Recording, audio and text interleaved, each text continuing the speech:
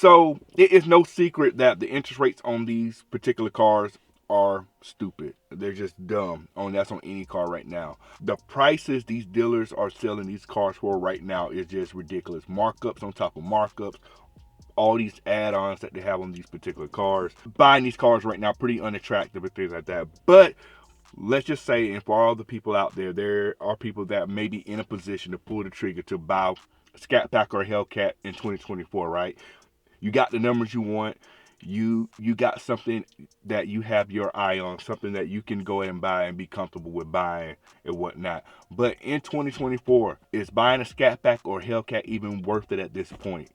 Do you really want to get yourself into buying one of these cars and owning one of these cars with all that comes with it? And yes, there's a lot that comes with it, and a lot of people jump into these cars and don't understand what really comes with owning one of these cars.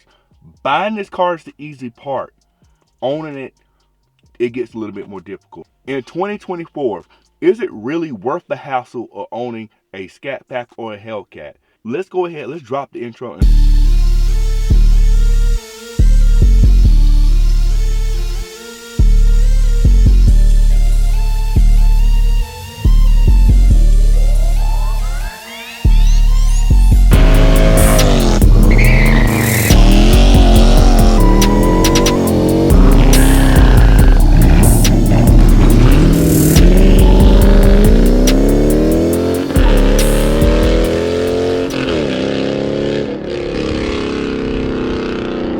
today's video is brought to you by CarLock, the world's best GPS tracking and alert system. With CarLock, you'll be able to get various alerts to monitor your car, such as vehicle movement, vehicle vibrations, engine starting. The unfortunate event that your CarLock gets disconnected, you will get an alert for that too. You can purchase your own CarLock by clicking on the link down below. That will give you a 10% discount on your CarLock purchase, as well as use my code to get a 14-day free trial with CarLock as well. Get you a CarLock, you deserve that peace of mind. Let's get into the video. YouTube family, what is going on? Welcome back to the channel. Welcome back to another video. Thank y'all so much for tuning in. We do a lot of car related things on this particular channel, and if you like cars, you are in the right place. So some of y'all that been following my channel, you guys know that I've owned this Scatpack for a couple years now. I bought it brand new 2022.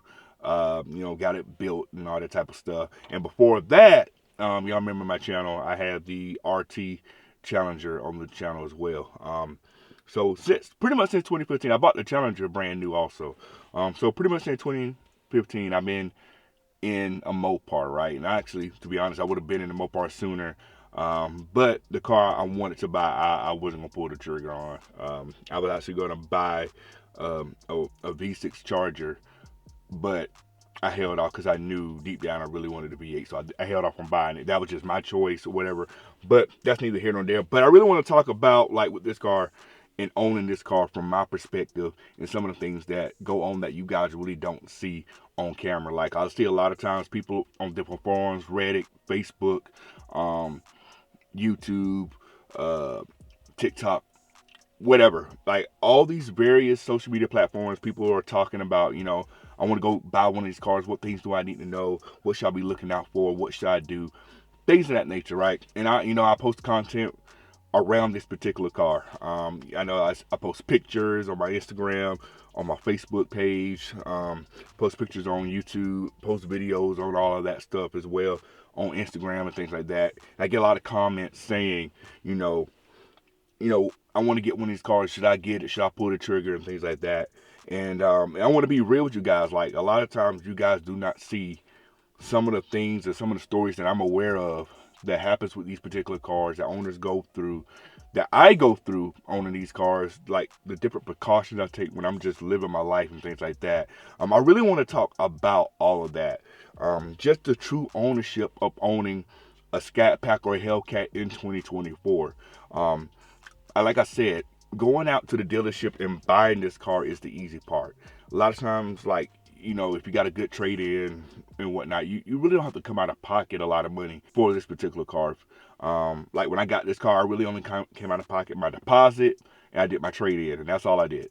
I didn't come out of my pocket for anything else outside, just my $1,000 deposit for just to order the car. I don't think actually, I take that back. It wasn't even $1,000 to order the car. Maybe I just paid $500, but whatever. I forgot what it was, but it wasn't over $1,000. That's all I came out of pocket for. But I just want to show y'all kind of like some of the things in the background where you guys don't see on a day-to-day basis with owning a car of this nature. And I want you to decide for yourself in 2024, is it worth owning this car? Is some of the hassles that come with this car worth it? Some of the headaches that come with this car worth it? Or does the good outweigh the bad? So before you buy this car, or Hellcat or whatever, you need to really take a look at yourself and understand exactly why are you buying this car. What is your sole purpose of buying this car and getting into it? I see a lot of people buy these cars for the wrong reason. I'm gonna tell you what are some of those wrong reasons, just in my opinion. I feel like there are people that buy these cars for the hype, and then when the hype dies down, they want to get rid of the car and get out the car. I can say myself, I bought it because I actually enjoy driving this car. It is fun to me. I just enjoy everything about the car, and that's just me. People have different viewpoints of it, but I enjoy the car. I enjoy what it looks like. I enjoy the sound. I enjoy the feel. I enjoy this car. But why are you buying this car? Is it a car that you really want? Is it something you desire to have? Is this car, outside of you wanting the car or whatnot, like how you plan on using the car? Are you planning on daily driving this car? Or is it going to be a weekend warrior for you? Is it just going to be a car you just keep in the garage and bring on the weekends? Are you trying to build the car? Things of that nature. But I really want to focus in on the daily driver aspect. Because personally, with me, this car is my daily driver. I drive it wherever I go. But I want y'all to know something. I have a different situation from other people that may use this car as a daily. When you hear the word daily, like the first thing that comes to mind is driving the car every single day, everywhere you go, no matter what, right? You mean driving it for errands, driving it to go to work, school, wherever's going on, you drive the car. Yes, this is my daily. I don't have another car that I drive. Well, I mean, me and the wife have cars and that's it. So how does my situation with driving this car differ from maybe someone else that drives their car daily, or is it daily, even though my car is my daily? So first and foremost, I work from home. I don't have to drive or go anywhere a lot of times during the day. I may go take the kids to school, pick them up. That's about it. I don't have to go too much, anywhere else for the most part. Maybe run some errands here and there, but for the most part, I really don't have to drive the car all the time. For my car, for being coming up on 2 years old, I think I'm still. I don't think I've hit 25,000 miles on this car yet. I mean, I do drive it. I mean, I'm not like not driving it. I love driving it, but I don't have to drive it that much. So that kind of reduces the risk for other stuff happening to it, just because I don't have to drive it that often, right? So let's keep going on that daily driver topic. If you're daily driving this car, you're buying this car, more than likely you have a job. We're not going to speak on maybe people that have the car and that doesn't have a job. That's not what we're going to speak on. But more than likely you have a job. If you have one of these cars, you have to get there to make your money if you're not working from home. So you really have to be real with yourself and think about, like, okay, if I'm daily driving this car and I'm taking it to work, one thing you'd have to think about, and a lot of people don't think about, is the car safe while you're at work? Another thing is the car safe while you're at home. Like, where are you going to be parking the car? A lot of people hop into this car. And don't realize how crazy the thefts are with this car. I've seen it happen time and time again, with people getting in this car and parking at crazy places, and they have security issues with the car, I should say. For example, one of my guys that follow me on Instagram, he got a black, 392 Daytona. His car's been broken into twice in 1 month.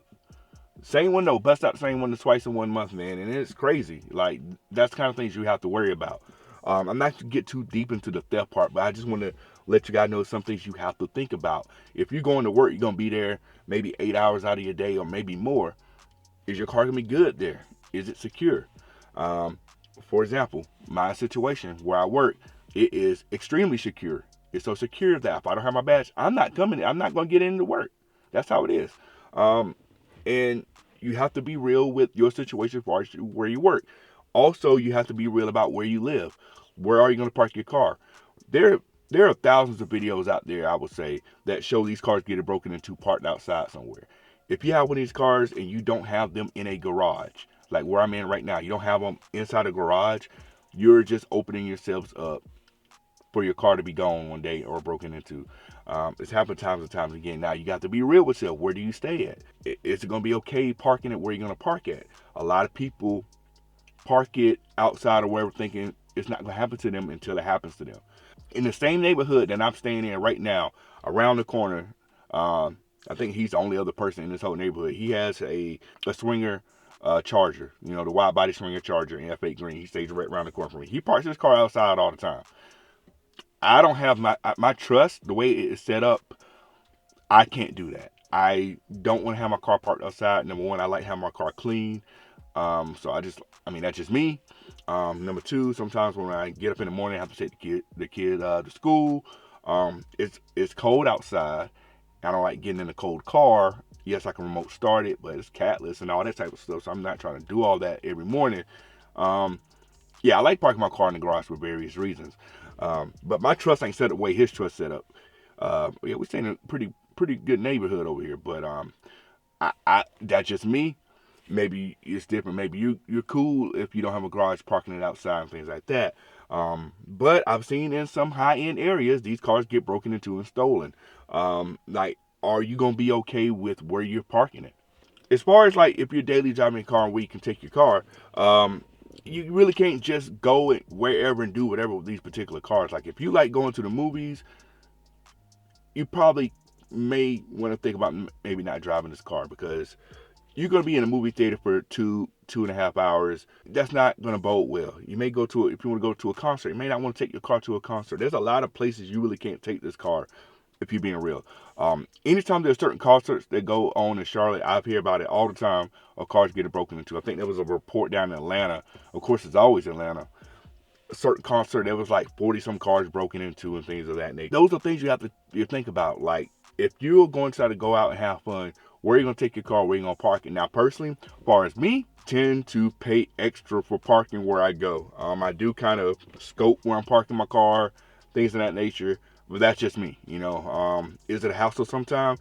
I'm used to it because I had another car that actually got stolen, so I'm always kind of mindful of my property and where I'm going and my surroundings and things like that. Because the one thing I do know is that people don't care how hard you work for your stuff. If they see an opportunity to take it from you, they may do that or they will do that. So I don't put it past anybody for that type of thing. So I'm always looking to make sure to just protect myself as far as when I'm taking my car and things like that. That includes like maybe valet parking at certain places. I know I had made a video about valet parking and things of that nature. Just make sure wherever I park that it's in a place where I feel comfortable at. Now, if that is going to hinder you from living your life, then you may want to reconsider buying this car. You probably don't want to do that. You just can't just park anywhere. As I stated before, buying this car is the easy part. Maintaining the car is the hard part. We can talk about maintenance with this particular car as well.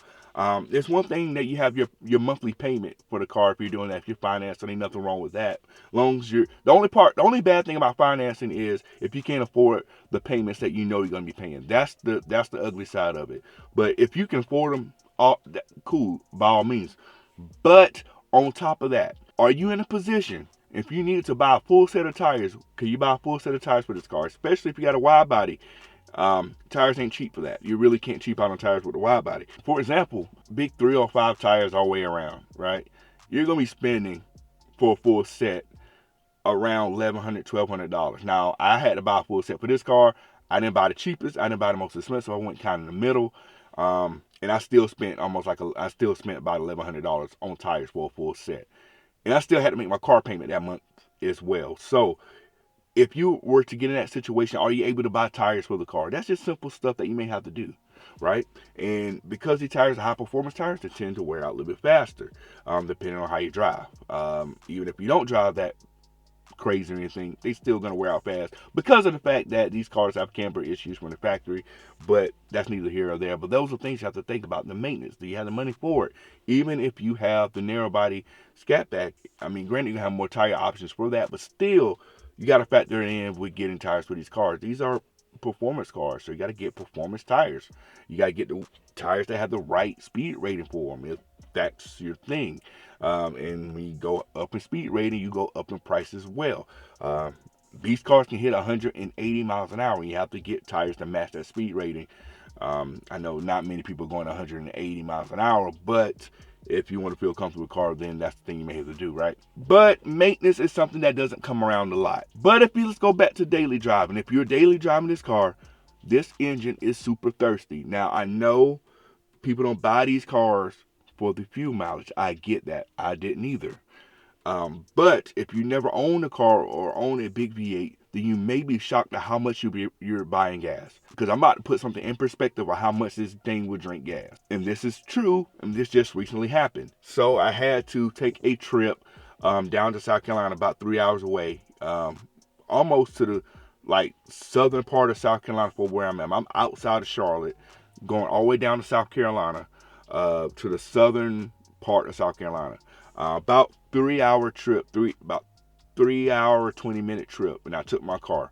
So the night before I left, my fuel tank was just about empty. I had to fill up. Let's keep count. I had to fill up. So I filled up before I left. I drove down there. When I drove down there, I used almost a full tank of gas. I had to fill up again. I drove back. When I got back, tank was just about empty. I had to fill up again. So I pretty much filled up my car 3 times in the span of 3 days. Gas is took me about $65, almost $70 to fill up the car. Putting premium in. You do the math. I just round it up to 70. 70 times 3, $210 in fuel in 3 days in this car. I'm just rounding up. So between 180 to 210. That's how much money I spent in gas in 3 days, and for how far I drove. And I was on the highway the whole time. So that's the best gas mileage I should be getting with this particular car, right? If you're daily driving this car, depending on your commute, you're going to be filling up quite a bit. So you really got to take a hard look at yourself and your situation and be like, okay, I'm driving this far. I'm going to have to fill up the gas this often. Is this something I can afford? Now, keep in mind, you still got to make your payments, still got to do everything else and live your life. Are you prepared to pay this much in gas with this particular car? You can't cheap out and put something cheaper in it. You got to put 90, you got to put 91, 93 in this car at all times. But is that something you're ready for? Is you prepared for that? Because a lot of people don't understand how much this car drinks gas. I came from a 5.7, and it's different. My 5.7 will last a little bit longer in gas than this car. This car does not care about gas. Another thing with maintaining this particular car, the parts on this car has gotten so expensive over the last few years. I'm going to put something in perspective for you guys. As I stated, I had a 2015 Challenger RT. And on the RTs at the time, they came with the small chin spoiler, right? And I upgraded that to the SRT chin spoiler. And I did a video about it and told you guys about it. But here's how expensive these parts have gotten. I got that chin spoiler, I think, back in 2016. And that plastic chin spoiler that goes on the front bumper of that car at the time was probably maybe about $100, $120, something like that. It wasn't expensive at all. Today, that same part costs about $430, $440. And I can show you a picture of it. This is the part I'm talking about right here somewhere. And you can see Steve White Motors. That's where I got mine from. And I did not pay $400 for it. I paid like $100 or something. Parts are expensive. And with this car not being around anymore, it might become a little bit harder to get parts. I'm hearing about, back orders for particular parts, pieces, things of that nature. That might become an issue. Maybe not immediately, but down the road, we plan on keeping the car in the long run. So it could get very expensive to fix this car.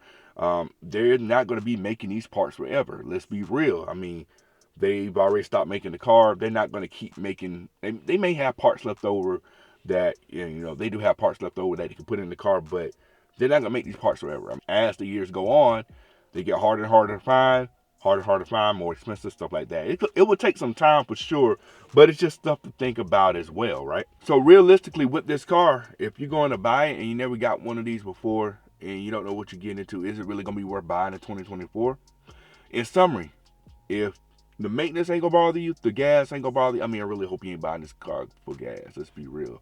The gas mileage ain't gonna bother you. I know some people say that, but just to say, if having to be paranoid about where you take your car and where you park your car overly cautious about what's going on in your surroundings with this particular car, if you're going to be serious about security with this car, then I think it'll be worth it, given that you're aware of what you're getting yourself into. If you're not sure what you're getting yourself into, then it's probably not worth it, right?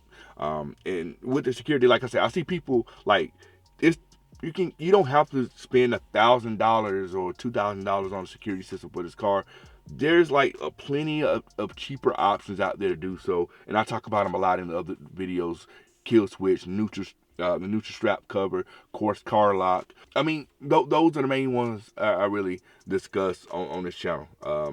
And you can get all of that for relatively cheap. People don't do it because I see it all the time. But if you're serious about all of that type of stuff, then it may be worth it. But like I said, keep in mind, you can't just do the same things you do if you had another car. You can't just drive to certain, you can't just park your car and leave at certain places. Like if I'm flying somewhere, I'm going to the airport, I'm not taking this car at all. It is staying in this garage. I will Uber there, and I will Uber there and back. I will pay the extra money to Uber. That's just me. You can't just do some of those same things. You have to be really cautious about where this car goes.